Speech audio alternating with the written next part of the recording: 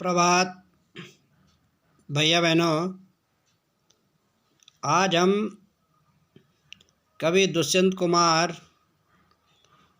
के द्वारा रचित साये में धूप गज़ल के बारे में जानकारी प्राप्त करेंगे।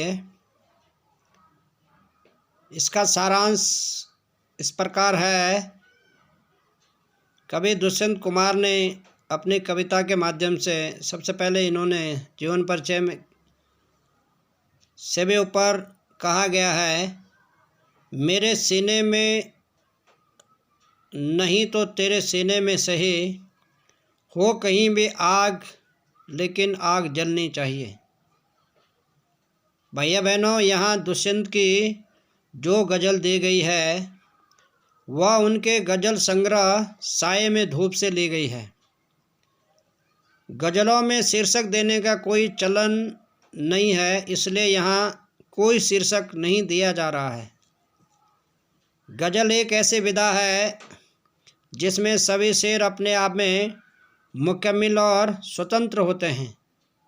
उन्हें किसी क्रम व्यवस्था के तहत पढ़े जाने की दरकार नहीं रहती।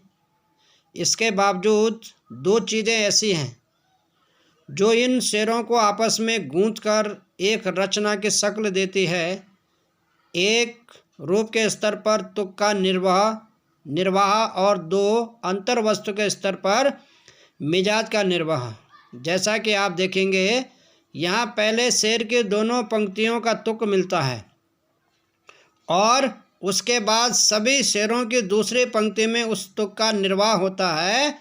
आम तौर पर भैया बहनों, गज़ल के शेरों में केंद्रीय भाव का होना जरूरी नहीं है, लेकिन यहाँ पूरी गज़ल एक खास मनस्थिति में लिखी गई जान पड़ती है।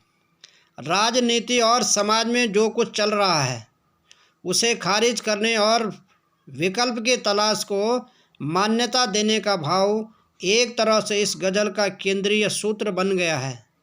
इस प्रकार दुष्यंत की यह गज़ल हिंदी गज़ल का सुंदर नमूना है। भैया बहनों, इस गज़ल के माध्यम से कवि कहना चाहते हैं कि हमारे देश की जो व्यवस्था प्रणाली है उस व्यवस्था प्रणाली के कवि ने जो है कटघरे में खड़ा किया है। कि इसमें कहा गया है, देखो भैया बहनों, मैं आपको समझाता हूँ। कहाँ तो तय था चिरांगा हर एक घर के लिए, कहाँ चिरांग मयसर नहीं शहर के लिए। यहाँ तो दरख्तों के साए में धूप लगती है, चलो यहाँ से चलें उम्र भर के लिए। तो भैया बहनों, कवि क्या कहते हैं, देखो, कहाँ मने कहाँ, तो मने तो, तय मने निश्चित था, चिरांगा मने होता है खुशियाँ, चिराग मने होता है दीपक, और उस चिराग का अर्थ होता है खुशी, हर एक घर के लिए। कहाँ बोले लोगों ने जो है सपना देखा था कि अगर हमें क्या है आज़ादी मिलेगी तो आज़ादी के बाद हमें क्या है हर एक प्रकार की सुख और सुविधाओं का हम उपभोग करेंगे।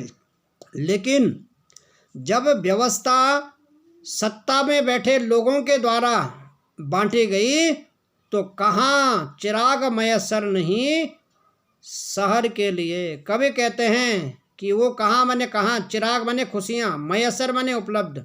वो जो बोल खुशियाँ है वो केवल बोल क्या है शहरों के लिए भी क्या है पर्याप्त नहीं हुई। कहने का मतलब है कि जब बोल सत्ता में जो लोग बैठ जाते हैं वे लोग बोल केवल क्या है अपने इर्द गिर्द लोगों को ही उस सत्ता का उपभोग कराते हैं, लेकिन जो अन्य जो लोग हैं, जिन लोगों को हम शोषित और पीड़ित कह सकते हैं, उन्हें तक बोल वो सुविधाओं का उपभोग नहीं ले सकते हैं। तो कहने का मतलब लोगों ने सपना देखा था कि हमारी जो है नई जो नीति बनेगी उस नीति में हम सबके लिए सुख और साधन मिलेंगे, लेकिन वो बोल केवल शहरों तक सीमित रह गए।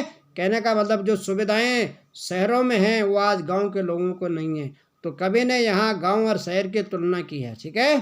दूसरा, यहाँ दरख्तों के साये में धूप लगती है। कवि कहते हैं यहाँ कहाँ, जहाँ पर बोल सत्ताधारी लोगों के आगे बोल जो गरीब लोग हैं उन गरीब लोगों की पूछ नहीं होती है। तो कवि कहते हैं कि यहाँ शहरों में दरख्त का मतलब होता है पेड़, यहाँ बोल जो है पेड़ों की साये में भी बोल धूप का एहसास होता है, दरख्तों के साये में धूप लगती है। कहने का मतलब हम बैठे तो पेड़ की छांव के नीचे है, लेकिन वो छांव भी बोल जब क्या है हमको धूप का एहसास कराए, तो ऐसे जिस स्थान पर रहना बोल क्या है उचित नहीं है। कहने का मतलब है कि मेरे बगल वाले को सुविधा मिल गई, मुझे सुविधा नहीं मिली। इसलिए कभी कहते हैं कि कभी कभी बोल क्या है कि सुविधाओं से वंचित लोगों को क्या है समाज में रह करके जो है दुख का अनुभव होता है। उसी तरह से जैसे हमको कभी क्या है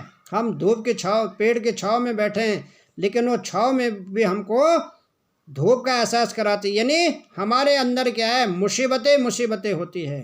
हम मुसीबतों को पार करते हुए अपने सुखों को खोजने की तलाश करते हैं। तो कभी कहते हैं चलो यहाँ से चलें और उम्र भर के लिए, कभी कहते हैं चलो कहाँ से, ऐसे जगह से जहाँ लोगों के स्वाभिमान की कदर नहीं होती है, कभी कहते हैं वहाँ से वो हमेशा के लिए चला जाना चाहिए। ऐसे सत्ता के लोगों पर कवि ने व्यंग्य किया है कि जो ऐसे लोगों की जो है पूछ नहीं करता है।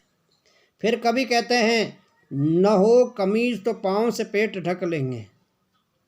कभी कहते हैं कि जो गरीब व्यक्ति होता है वो जो है उसके पास कमीज भी पहनने के लिए नहीं होती, लेकिन फिर भी अपने पाँव से अपने वक्षस्थल को, अपने पेट को ढक लेता है, लेकिन कभी किसी के आगे हाथ नहीं फैलाता है। गरीब को अपनी गरीबी पे अहंकार होता है कि वो कभी किसी के आगे हाथ नहीं फैलाता, अपने गरीबी में ही जीवन जीता है। ये लोग कितने मुनासिब हैं। कभी कहते हैं ये लोग, कौन लोग, गरीब लोग कितने मुनासिब योग्य हैं इस सफ़र के लिए। ये जो सफ़र है कौन सा, जीवन का जो सफ़र है, संघर्ष का जो सफ़र है, इस सफ़र के लिए कवि ने इन लोगों को योग्य माना है जो ऐसे गरीबी में भी जो है किसी के आगे हाथ नहीं फैलाते हैं और गरीबी में जीवन जीते हैं। अपने पेट को जो है पाँव से ढक लेंगे, लेकिन किसी के आगे क्या हाथ नहीं फैलाते हैं। तो भैया बहनों आज इतना ही, शेष अगला भाग आपको कल पढ़ाया जाएगा। धन्यवादम।